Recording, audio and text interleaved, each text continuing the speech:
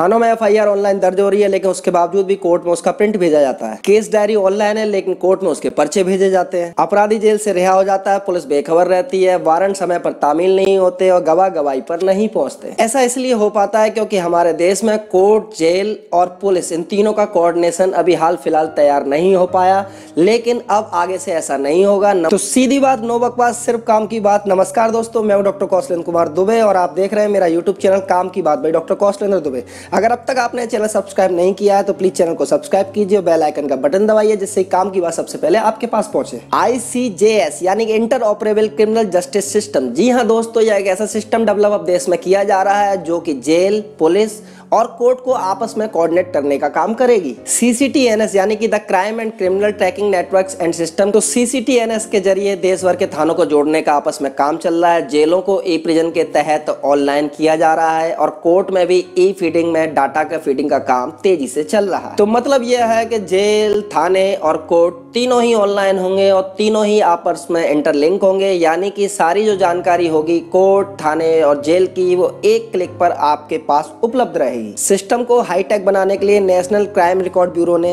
ICJS के तहत काम करना शुरू कर दिया। जेलों को तेजी से ऑनलाइन किया जा रहा है। जो पुलिस है वो ऑनलाइन के आखिरी पड़ाव पर है। तेलंगाना में कोर्ट, पुलिस, जेल, विधि विज्ञान प्रयोगशाला और फिंगरप्रिंट और अभियोजन पक्ष को सबसे पहले जोड़ा गया। वहां इसकी सफलता के बाद NCRB ने इस योजना को पूरे देश के लिए लागू किया। इस योजना के पूरे देश में लागू होते ही जो कोर्ट से वारंट है वो ऑनलाइन जारी किए जाएंगे। दूसरे प्रदेश या प्रांतों के जो थाने हैं उनको भी जो वारंट है वो ऑनलाइन ही भेजे जाएंगे।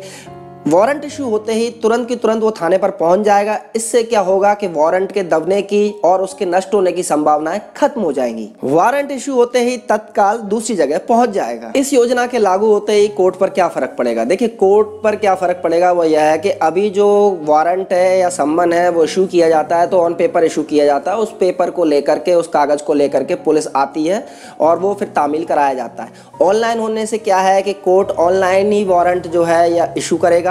वारंट इशू होते ही वो संबंधित थाने को पहुंच जाएगा। संबंधित थाने को पहुंचते ही वो तामील कराने के लिए भी ऑनलाइन सिस्टम पर वो पहुंचाया जाएगा।